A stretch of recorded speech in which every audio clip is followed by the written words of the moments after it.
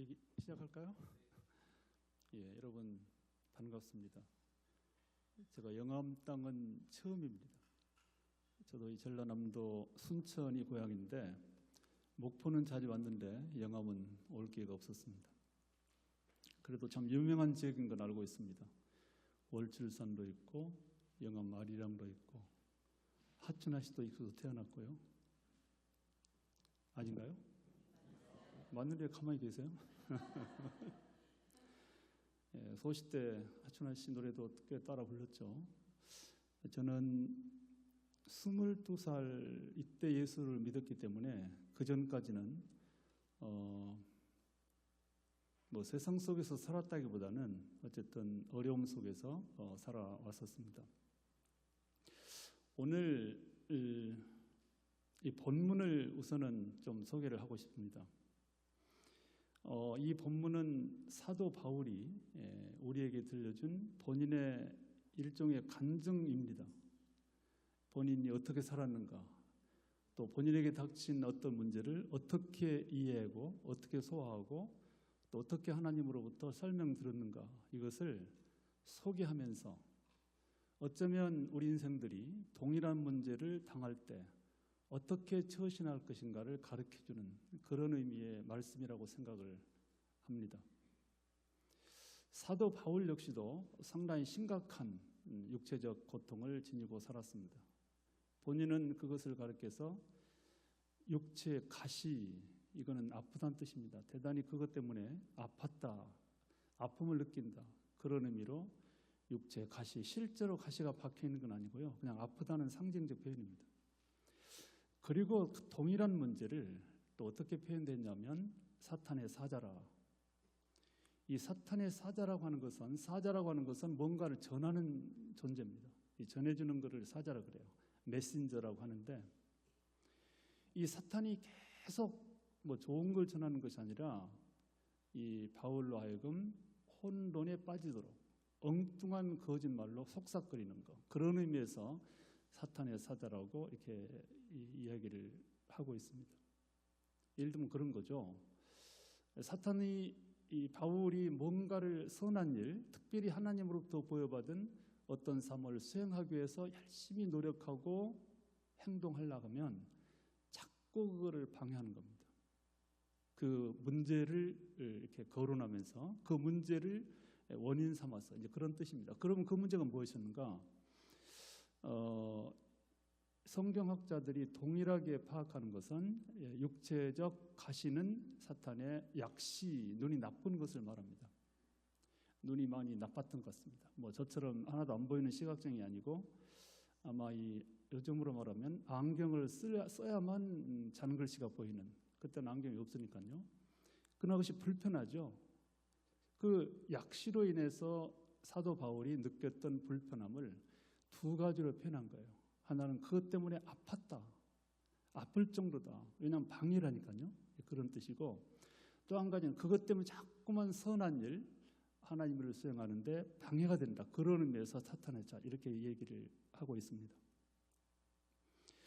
그래서 그거를 너무 힘들고 고통스럽기 때문에 바울이 3번씩이나 하나님께 간절하게 기도를 했습니다. 하나님, 이 육체적 가시, 사탄의 사자를 제거해 주십시오. 이것만 없으면 하나님 일을 더 잘할 수 있을 것 같습니다. 하나님께서 제게 맡기신 이방인 선교랄지 교회를 세우고 성도들을 교육하는 그 사명, 정말 날아갈 것처럼 더 많이 할 수가 있겠습니다. 아마 이런 의미의 기도를 드린 거죠. 하나님 이거 없애주세요. 너무 힘듭니다. 이렇게 간구를 3번을 했습니다. 이거는 3마디의 기도가 아니라 아마도 기간을 정하고 우리로 말하면 아마 한 40일 기도를 2번 할 수도 있고요. 3번 정도 이렇게 했다고 그렇게 말할 수가 있겠습니다. 단순히 3마디는 아니었을 것으로 봅니다. 얼마나 그것이 힘들었으면 본인의 그 부분을 없애달라고 기도했겠는가. 사도 바울 정도 되는 분이 말이죠. 바울이 어떤 분이냐면 당시에 바울이 가지는 신앙적 경지라고 할까요? 본인이 그 본문에서 말하고 있는 것처럼 계시를 받은 것이 너무나 많습니다. 계시라고 하는 것은 하나님에 대한 이해를 말해요. 하나님 우리에게 가르쳐 주신 내용을 말한 건데 너무나 많은 것을 배웠습니다. 하나님으로부터 계시를 받아서 거의 모든 걸 압니다. 그런 사람이었음에도 불구하고 그런 바울이 그래서 뭐든지 편지를 쓰면 그것이 성경이 되고 그가 말하면 그대로 하나님 뜻에 합당한 그런 진리가 되는 그런 지경에 있는 바울이었지만 본인에게 주어진 육체적 이 시각적인 약시 이것이 너무 힘들어서 그거에 대해서는 이해를 못해서 하나님께 기도를 드렸던 것이죠. 그런 그에게 하나님께서 주신 응답이 오늘 아마 여러분에게 보냈을 거예요. 제목으로 하나님께서 바울의 그 3번 기도에 대한 응답으로 내 은혜가 내게 족하도다. 이것이 응답의 전부이기도 하고 또 왜 하나님께서는 그 육체적 가시 사탄의 사자를 두고 있는가에 대한 설명이기도 하고 그렇습니다. 여러분 내 은혜가 내게 족하도다. 이것은 하나님께서 바울에게 주신 말씀이지만 우리 모든 성도들에게도 적용이 될 수 있는 그런 응답인 것을 아시기 바라겠습니다. 가령 이런 거죠. 우리 하나님께서는 우리 성도들이 기본적으로 우리 아버지인 하나님께 무엇이든지 말씀드릴 수 있고 무엇이든지 달라고 할 수도 있고 무엇이든지 요구할 수도 있고요. 왜냐하면 아버지와 아들 관계이고 특별히 성경에는 기도하라, 기도를 강조한 뭐든지 말하라 그런 얘기입니다. 기도라고 하는 것은 하나님과 대화하는 것이 기도입니다. 이제 그렇게 명령해 놓았기 때문에 우리는 뭐든지 달라고 할 수 있지만 그러나 우리가 달란다고 해서 기도를 들어주신다는 하나님께서 우리가 원하는 대로 척척척척 마치 심부름꾼처럼 가지고 오라면 가져오는 그런 하나님은 적어도 아니시라는 것을 오늘 본문도 우리에게 말씀하고 있어요. 응답은 반드시 있습니다. 그러나 응답의 내용은 내가 원하는 대로만은 아니다. 물론 그런 응답도 얼마든지 있지만 때로는 내가 원하지 않는 그런 모습으로 응답도 하시는데 그게 바로 하나님께서 오늘 바울에게 주셨던 응답입니다. 바울이 원했던 바는 밝은 눈을 갖는 것이죠. 약시 안지를 없애달라는 것인데 그거는 안 들어주시고 대신 다르게 응답해서 그 상황을 설명합니다. 이런 겁니다. 내가 이미 너에게 베풀어 놓은 은혜가 충분하다. 이런 말입니다. 그거 없어도 괜찮다.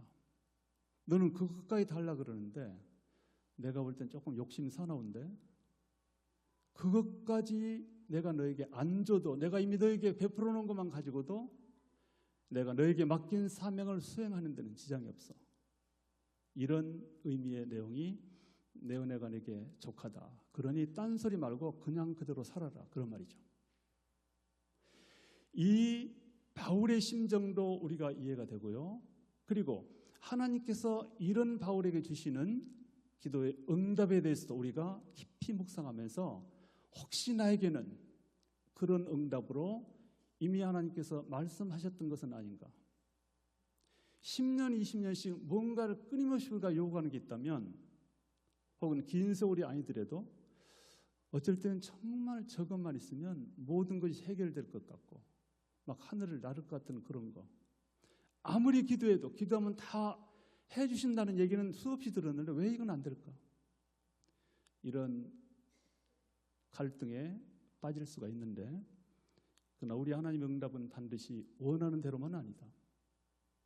그리고 경우에 따라서는 우리가 수없이 하나님께 간구하고 요구하는 것이 하나님 뜻과 무관한 나의 뭔가를 이루고 목표를 달성하기 위한 수단으로 말하자면 추가적으로 없어도 될 일을 달라고 하는 것은 아닐까. 그래서 어느 순간까지 우리는 우리의 판단이 아직 부족하기 때문에 달라 하나님께 간구할 수 있습니다. 그러나 어떤 순간에는 빨리 깨닫고 여러 가지 방법으로 사인을 하세요. 어쩔 때는 성경을 읽을 때 성경 공부를 하는 과정 속에서 내가 기도하고 있는 내용에 대한 응답이 있을 수도 있고요. 또 목사님의 설교를 들을 때 내가 원하고 있는 기도가 응답으로 다가올 수가 있어요. 아니면 어떤 경우는 심지어 하나님께서 내게 주시는 사인, 내가 원하는 바에 대한 응답을 세상 매체를 통해서도 깨달음으로 다가올 수가 있어요. 세상의 자연 환경도 자연 조건도 그렇지만 가령 뭐 신문을 보다가도 그렇지 이렇게. 근데 문제는 이런 수없는 합당한 사인들이 우리에게 주어짐에도 불구하고 다른 종류의 설명이 주어짐에도 불구하고 뭐랄까요? 강력한 의지로 그것을 거부하는 거예요. 내가요. 거부하면서 끝까지 아니에요. 그래도 해주세요. 아니에요. 그래도 해주세요. 아마 이렇게 우리는 때를 쓰고 있는 것은 아닐까. 아무리 때를 써도 이미 하나님께서 그런 작정을 하시면 죽도록 때를 써도 안 되는 건 안 되는 거예요. 그러니까 여러 가지 형식으로 우리에게 주어진 하나님 응답을 빨리 알아차리고 깨닫고 돌아서는 것이 우리의 지혜이기도 하고요. 우리의 신앙 성숙입니다. 바로 그 지점에서 우리가 할 수 있는 말이 하나님께서 우리에게 주실 수 있는 말이 내 은혜가 내게 충분하다. 그대로 살아도 괜찮다. 그것만 가지고도 된다. 그 이상을 네가 요구하는 것은 네가 욕심이다. 아마 이런 형식의 응답이 우리에게 얼마 있다는 사실을 기억하시기를 바라겠습니다. 모든 인간은 고통과 고난을 겪도록 되어 있습니다. 물론 본래 타락 이전 에덴 동산에서 우리의 인류 조상인 아담과 이브가 범죄를 하기 전까지는 없었던 것이에요. 그 우리 인류의 조상인 아담과 이브의 범죄로 인해서 우리가 이 추방된 세상 속에서, 그러니까 낙원에서 추방된 세상 속에서 우리가 어쩔 수 없이 안고 살아야 될 한 가지가 있어요. 그거는 육체적 고통, 고난, 영육간의 고달픔입니다. 그건 어쩔 수 없습니다.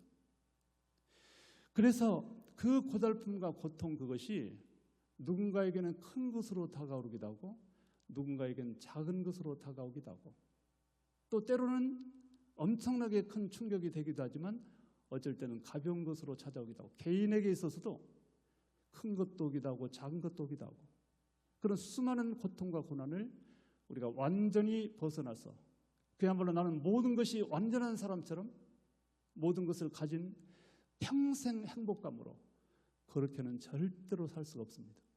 그건 천국에 가서는 가능하지만 이 땅에 우리가 육체를 입고 사는 동안에는 어쩔 수 없이 우리의 삶 속에서 고통, 고난, 난관, 실패 그런 것들이 있을 수 있다. 그것이 육체적인 아픔이기도 하지만 사업상의 실패이기도 하고요. 가정적인 어려움이기도 하고요.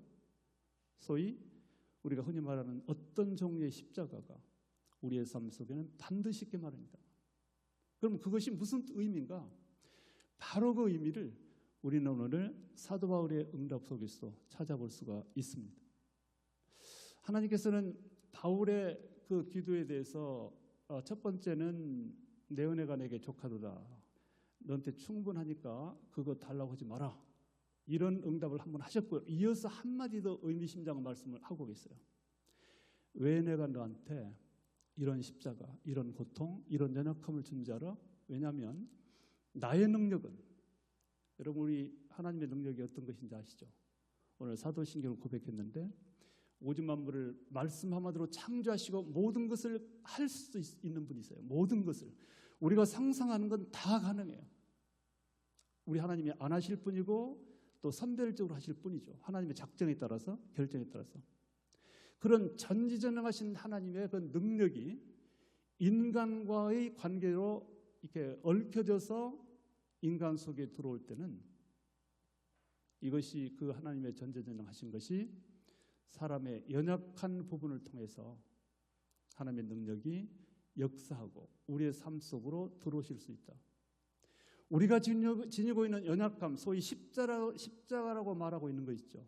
그것만 없으면 정말 하늘을 나를 것 같은 그런 불편한 것. 그게 아픔이든 실패든 고난이든 무슨 문제든 간에 바로 그 약한 부분이 우리 하나님께서 들어오실 수 있는 통로인 것을 믿으시기 바라겠습니다. 내 능력은 약한 데서 온전해진다. 내 능력은 강한 데서는 온전하게 발휘가 잘 안 돼. 우리 하나님 말씀 뒤집어보면 그런 뜻이에요. 우리 하나님께서는 인간을 사랑하시고 그 사랑으로 우리를 찾아오시기를 원하십니다. 그런데 너무 어떤 인간이 완벽해서 모든 걸 찾아내버리면, 들어갈 틈이 없으면, 이 표현이 좀 이상하지만 약간 어폐가 있지만 제가 재밌게 말해보면 틈새기가 없으면 우리 하나님 못 들어오세요. 우리가 너무 완벽하면. 그러니까 바울이 그랬어요. 교만, 자부심에 겨워서 배운 게 많고 아는 게 많으니까 이 교만으로 똘똘 뭉쳐져 버리면 우리 하나님께서 그런 인간들하고 일을 잘 못해요. 그런 인간들은 참 전지전능한 분임에도 불구하고 잘 못 들어오세요. 우리 하나님의 능력은 약한 구멍을 통해서 들어온다. 이것을 역설적으로 다시 설명해 보면 저 같은 경우도 그래요. 우리가 약하고 어려울 때, 고난을 당할 때 우리는 비로소 겸손해지고 항복을 해요. 무릎을 꿇어요. 도와달라고 손을 내밀어요. 어쩔 수 없어요. 우리 하나님이 가장 원하시고 보기 좋아하신 게 바로 그 부분이에요. 창조주 하나님, 우리 아버지가 되시는 하나님 앞에 무릎 꿇고 하나님 저 부족해요. 저 좀 도와주셔야 돼요. 저를 좀 이끌어 주세요. 아니요, 제가 다 알아요. 나 혼자 살 수 있어요가 아니라 나를 도와달라고 부족함을 고백하고 무릎 꿇을 수 있는 순간이 언젠가, 결국 내가 약할 때예요. 그렇기 때문에 그런 의미에서 바울이 이어서 오늘 보면서 말하고 있어요. 그래서 나는 여러 약한 것들과 오히려 곤궁, 궁핍, 박해 이것을 기뻐한다. 왜냐하면 바로 그 지점이 우리 하나님의 능력이 내 인생 속에 개발할 수 있는 통로가 되기 때문에 그렇다. 이렇게 오늘 설명을 하고 있어요. 본문에 대한 설명이 좀 길었는데 간단하게 저를 얘기하면 앞이 안 보이는, 어떻게 보면 연약하고 본다면 가장 연약한 존재일 수 있습니다. 거기다가 저는 시골에서 너무나 가난해서 정말 찢어지게 가난했던 집안에서 태어났어요. 약함으로 말하면 가장 대장으로 약한 사람이 아니었을까라는 생각을 해봐요. 여러분, 눈이 안 보인다고 하는 것이 얼마나 치명적으로 불편한 것인지 아시죠? 살아보니까 살만은 한데 아마 이 막상 시각장애를 갖기 전까지는 그렇게 되면 그냥 절대로 못 살 거로 생각하는데요. 그러진 않아요. 예. 살만한 부분도 많이 있어요. 너무 그렇게 저쪽 인간은 끝났다라고 생각할 필요는 없어요. 그러나 정말로 불편하고 힘든 것은 분명한 사실이죠.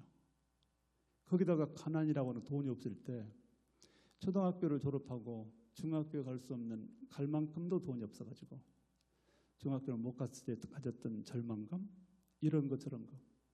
그런데 그게 본래의 접니다.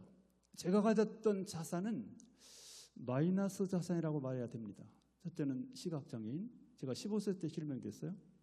두 번째는 찢어지게 가난한 거, 아무 돈이 없어요.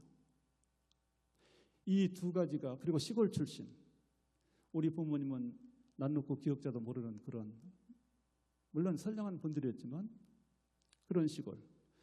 아무리 둘러봐도 친척 중에 도예지에 나가서 뭐 하는 사람은 하나도 없고, 서울은 고사고, 저는 순천시가 아니고 승정은 황전면인데 황전면에서 순천만 나가도 엄청난 출세인데요. 순천에도 누가 없을 정도로 그런 촌에서, 그게 저예요. 제가 가진 전부라고 보는데, 근데 그것을 이 세월을 격하고 수십 년을 뛰어넘어서 지금의 저를 한번 돌려보세요. 앞도 안 보이는 사람, 중학교도 못 갔던 사람, 가난해서. 그런데 한 50년 돌려놓고 보니까 이게 뭐예요 갑자기? 총신대학교 총장, 총신대학교 교수, 25년 교수, 그리고 지금 세계적으로 활동하고 있는 미랄이라는 단체의 설립자이고 총재. 뭐 별다른 건 아니지만 적어도 제가 본래 가졌던 저의 신분이나 저의 처지로 본다면 도무지 계산으로 안 떨어집니다. 이거는. 그럼 도대체 이렇게 많은 은혜와 축복들을 어떻게 제가 누릴 수 있었는가? 한마디로 말하면 제가 우리 하나님의 은혜의 뭐랄까요? 노다지 같이 엄청난 축복, 제가 보통 축복이 아니에요. 물론 이제 가정도 잘 꾸렸고요. 애들도 셋 다 결혼시켰고요. 하여튼 그리고 뭐 어쨌든 간에 정신대학교에서 제가 25년 동안 교수하고 정년퇴임을 하고 나서 또 이어서 총장에 선출이 돼서 지금 어쨌든 간에 잘 감당을 하고 있고요. 그런데 도대체 무엇이 저를 여기로 옮겼을까? 본래 시골에서 있었던 앞 못 보는 가난했던 중학교도 못 갔던 아이와 지금은 연결고리가 아무것도 없어요. 뭘로 되겠어? 뭘로? 두 가지 비밀을 제가 말해드릴게요. 한 가지는 아닌 게 아니라 저는 너무나 연약하고 빈약하고 가진 것도 없고 자신감도 없고 절망과 좌절 속에서 하는 수 없이 그나마 희망의 끈으로 붙들었던 것은 하나님 한 분이었다. 물론 나중에 예수 믿고 여러분들은 평범한 길거리 산을 올라갈 때 그거 좀 산 올라가면서 기도할 거 없잖아요. 그거 올라가면 되니까 그 정도 가지고. 그런데 저는 세상에 평범한 일들도 그냥 되는 게 없어요. 전부 다 정말로 어쩔 때는 여러분들은 웃으면서 소풍 가듯이 하는 일을 저는 생명까지 내걸 정도로 위험을 무릅쓰고 해야 돼요. 이게 차이예요. 그러니까 훨씬 더 어느 때나 저의 삶 속에서는 하나님 도와주셔야 돼요. 저는 할 수가 없어요. 저의 조건으로는. 아마 이런 하나님을 붙드는 수많은 어떤 연약함의 고백이 여러분보다는 많았을 것 같아요. 그게 첫 번째 주요했고요. 그러니까 그럴 때마다 손을 잡아줘가지고 예를 들면 늠름하게 자기의 힘으로 막 빨리 가는 사람을 능가해서 전능하신 하나님의 손을 잡고 날라서 그 사람보다 앞에 가도록 만드는, 굳이 말해보자면 그런 격이었다고 봐도 과언이 아니에요.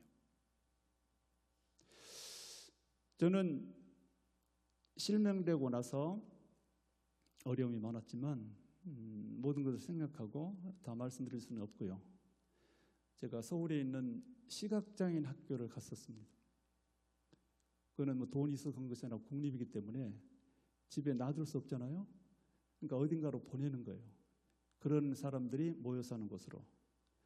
정상적인 사람이 사는 세상에서 추방되는 심정으로 더 이상 저쪽에서 못 사니까 그런 사람들끼리 사는 곳에 간다는 그런 서글픈 마음으로 들어간 것이 서울에 있는 시각장애인 학교였어요. 그것도 학교는 학교였습니다. 그 학교 제가 고등부 3학년 때 극적으로 하나님을 만났습니다. 그리고 하나님을 만난 다음부터 달라진 저의 삶의 태도가 하나 있습니다. 연약한 것은 여전했어요. 그때라고 갑자기 눈이 보여진 것도 아니고요. 돈이 생긴 것도 본래 저의 마이너스 자산은 여전했습니다. 오히려 더 크게 보였어요. 철이 들고 나니까 앞에 안 보이는 것이 훨씬 더 현실적으로 다가오고 험악한 세상 이렇게 하고 못 산다. 이 돈 없는 것이 훨씬 더 실감 있게 다가오는 거예요. 그 마이너스 사잔이 훨씬 더 커져오는 그런 시점에 하나님을 만나가지고 그때 가졌던 저의 생각의 변화가 있어요. 우리 하나님께서는 당신이 사랑하시고 택한 백성을 혼자 살게 내버려두지 않는다. 그가 나를 도우신다. 하나님이 나를 도우신다는 것을 믿었던 것이 그 믿음이 지금의 저로 만들었다 해도 과언이 아니에요. 그런 과정 속에서 여전히 연약하니까 돈도 없고 여전히 시각장애로서 불편함이 많으니까 무슨 일을 할 때마다 하나님께 도우심을 하나님께 고백하고 부족함을 말씀드리고 도와달라고 손 벌리고 그럴 때마다 우리 하나님께서는 말하자면 손에다가 뭔가를 지어지고 그래서 다른 사람 것보다 더 많아지게 만들어주는 이런 어떤 기적을 체험했다고 해도 과언이 아닐 것 같습니다. 하나님 믿고 달라진 것은 하나님을 의지한 겁니다. 그것이 차이점이었고 그 믿음 하나로 아무것도 없었지만 저는 총신대학에 신학대학을 갔었고 미국 대학도 갔었고 그리고 그 믿음 하나로 공부 마치고 돌아와서 그랬더니 뜻밖에도 하나님께서 총신대 교수로 일할 수 있는 길을 94년 가을부터 주셔가지고 25년 동안 총신대 교수를 잘했죠.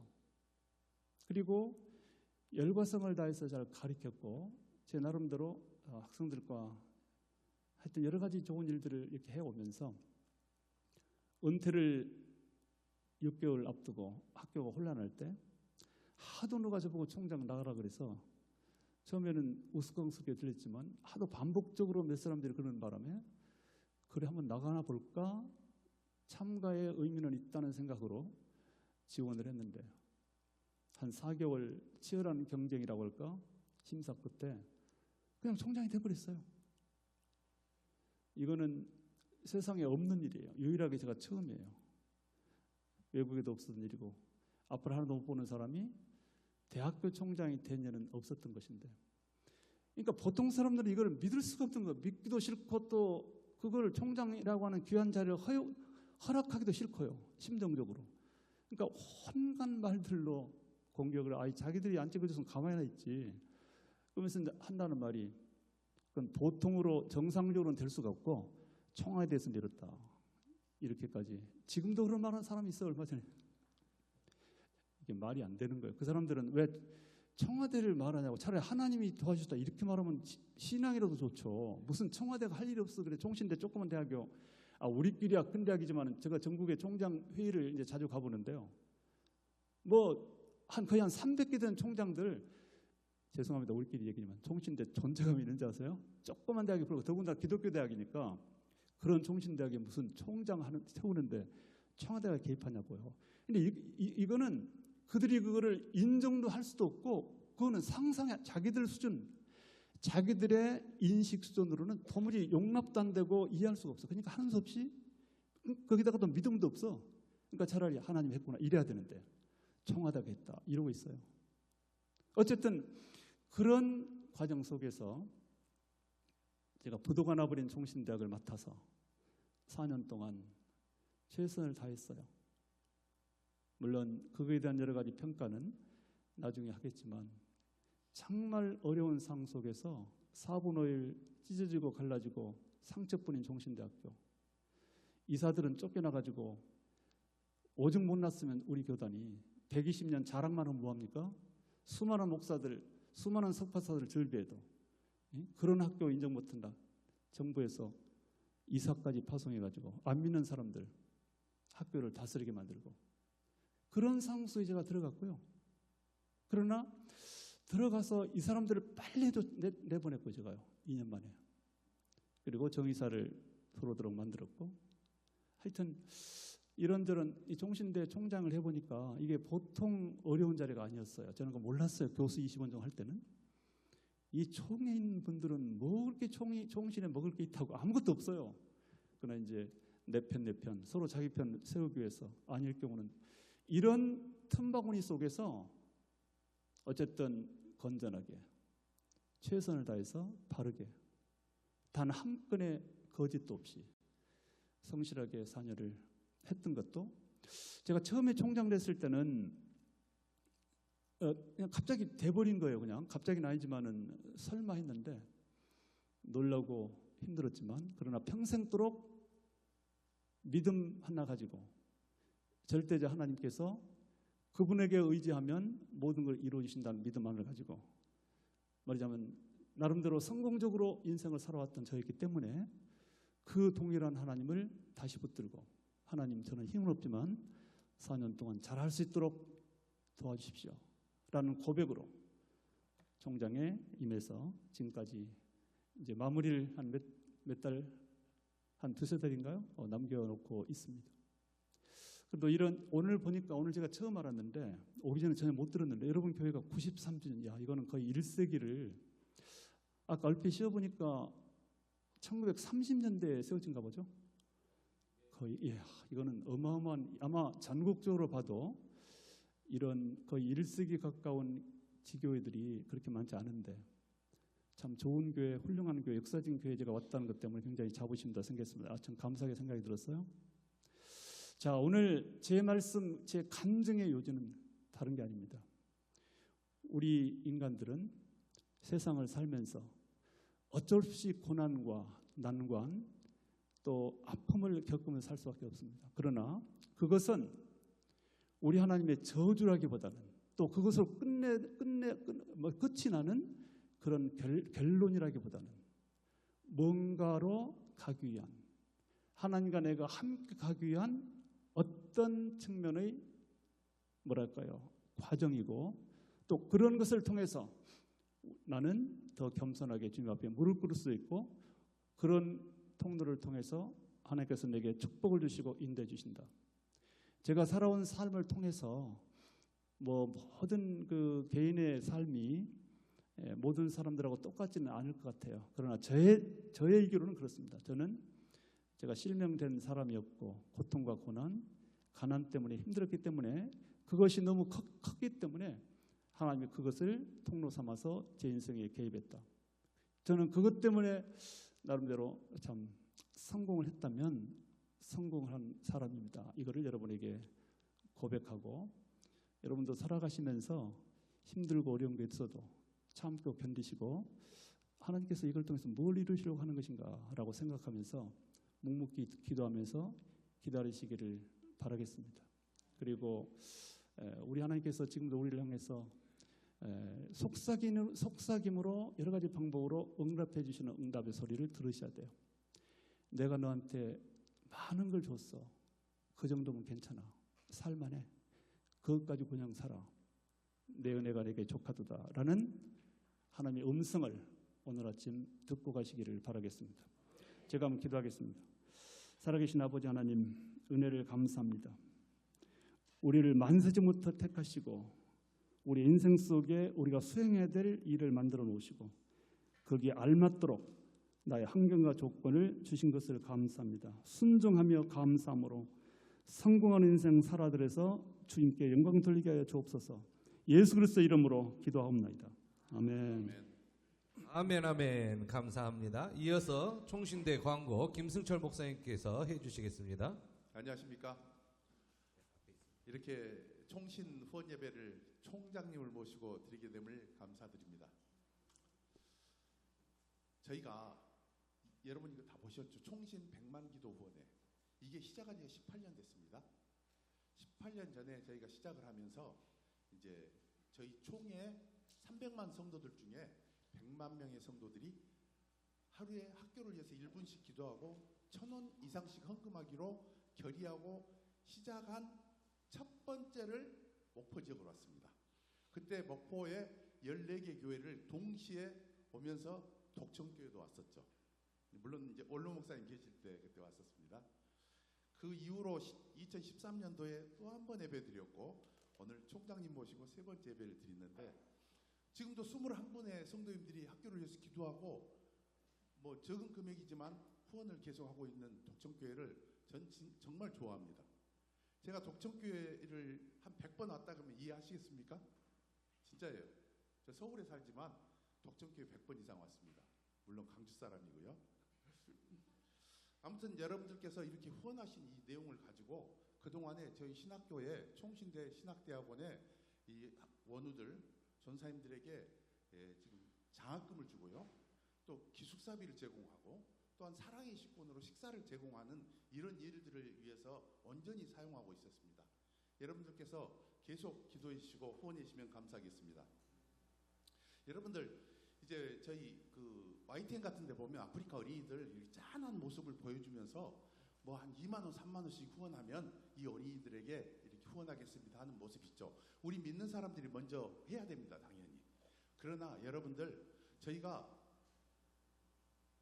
김 목사님을 저희가 이미 이렇게 해서 여러분들이 보내서 여러분들이 이렇게 같이 예배를 교회를 섬기고 계시지 않습니까? 이런 목사님들이 계속 돼야 되고 훌륭한 목사님들이 저희 신학교에서 배출하고 있어요. 이를 위해서 여러분들이 지금도 계속 기도하고 또 후원해야만이 또 좋은 목회자들이 또 오고 선교사들을 우리가 파송할 수 있게 되겠죠. 이를 위해서 여러분들이 영적인 신학교라고 생각하고 영적인 학교로 생각하고 여기 기부를 먼저 시작을 하는 것이 가장 좋다고 생각합니다. 그래서 이 기부하는데 여러분께서 오늘 한번 작정을 또 다시 할 수 있었으면 좋겠습니다. 여러분들 이거 하단을 이렇게 절취할 수 있게 되어 있습니다. 상단을 이 성경책 사이에 끼워 놓으시고 학교를 위해서 하루에 1분씩 기도하시고 이 가입 신청서를 보시면 어렵지 않습니다. 인적사항, 성명하고 핸드폰 번호 정도 적으시면 되고요. 이제 교회는 독청교회, 직분은 여러분들 교회에서 부르신 직분 적으시면 되겠고요. 월 회비는 1,000원 줬습니다. 그러나 이제 여러분들이 요즘 커피들 많이 마시잖아요. 커피 값이 한 3,500원 뭐 이런 수준인데 우리 전사님들 식사가 3,500원입니다. 그래서 여러분들이 한 달에 뭐 이런 수준에서 전사님에게 한 끼 제공한다 이렇게 생각하시고 후원해 주시면 대단히 감사하겠습니다. 여러분들 하시다가 어려우신 분들은 언제든지 학교로 전화 주시면 그달로 중지가 가능합니다. 그렇게 하시고요. 그리고 이제 밑에 정보 제공란을 체크하시고 방법은 여러분들 주거래은행 있죠. 은행 적어주시고 예금주 적어주시고 이제 주민번호가 있는데 주민번호를 다 적으시면 여러분들 연말에 국세청에서 세금 자료가 바로 넘어와서 세금 혜택을 받으실 수 있고요. 굳이 그게 필요 없으신 분들은 생년월일 6자리 적어주시면 되겠습니다. 계좌번호까지 다 적으신 분들은 저희가 전화를 안 걸어갔는데 그렇지 않으면 저희가 필요한 부분 덜 적으신 분 저희가 전화를 걸어가니까 적는 데까지 적고 걷어주시면 되겠습니다. 이체 희망일은 5일, 15일, 25일 중에 택일하시고 약정자 서명하시고 제출하시면 되겠습니다. 여러분들 혹시 그동안에 하셨는데 추가로 더 하실 분들은 추가로 해주시면은 이걸 올리고 과거 것을 지워드리겠습니다. 총장님이야 저희 모든 교직원들은 영적인 지도자 양성을 위해서 최선의 노력을 다할 것을 약속드리겠습니다. 감사합니다. 영상 띄워주십시오.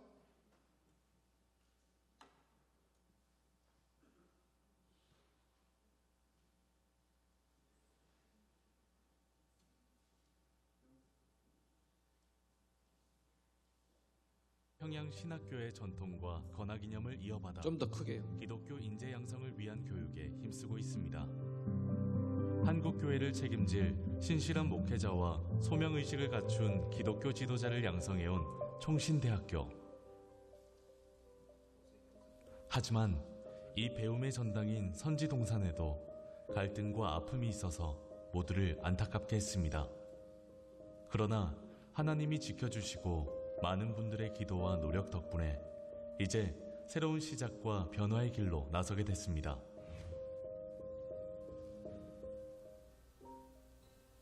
하나님은 총신의 역사를 새롭게 쓰시려고 제7대 총장에 이재서 박사를 세우셨습니다. 세계 최초 시각장애인 총장. 그의 인간 승리가 총신의 변화와 발전으로 이어질 것을 기대합니다. 이재서 총장은 공정, 투명, 소통의 경영 슬로건으로 기본이 바로 서는 총신, 화합과 소통을 중시하는 총신, 자긍심을 고취하는 총신을 만들겠다는 약속을 했습니다. 총신은 앞으로 더 많은 교수 채용, 교육 인프라 개선 등을 위하여 많은 운영비를 필요로 하고 있습니다. 여러분의 후원으로 더 좋은 교수진을 확보할 수 있습니다. 이 과정에서 모든 학생과 직원과 교수가 혼연일체가 되어 헌신하는 노력을 기울이겠습니다. 교단과 전국교회를 비롯한 많은 분들의 기도와 물질적 후원을 부탁드립니다. 성도 여러분 안녕하십니까? 총신대 이재서 총장입니다. 현재 총신대학은 특별히 재정적인 위기에 빠져 있습니다. 재정적으로 어느 정도 회복되지 않으면 학교 경영이 어려울 정도입니다. 아무쪼록 성도 여러분들께서 총신대학의 어려운 상황이 극복되도록 기도해 주시고 물질적인 후원을 해 주실 것을 간곡하게 부탁을 드리겠습니다. 실천하는 신앙지성으로 자리해온 총신을 위해 지금 당신의 기도와 후원의 손길이 필요합니다. 기도하겠습니다. 이제는 우리 구주 예수 그리스도의 은혜와 하나님 아버지의 무궁하신 사랑하심과 성령님의 감화감동 교통하심이 93년을 맞이해서 주님 앞에 받은 사명대로 더욱더 충성하며 이 목포지역, 영암지역뿐 아니라 세계 선교에 앞장서기로 소원하고 우리에게 무슨 조건이든 간에 우리에게 주어진 범위 안에서 최선을 다하면서 주께 영광 돌며 살아가기 소원하는 우리 독전교회 모든 성도님들 위해 이제로부터 영원 무궁토록 함께 있을지어다. 아멘.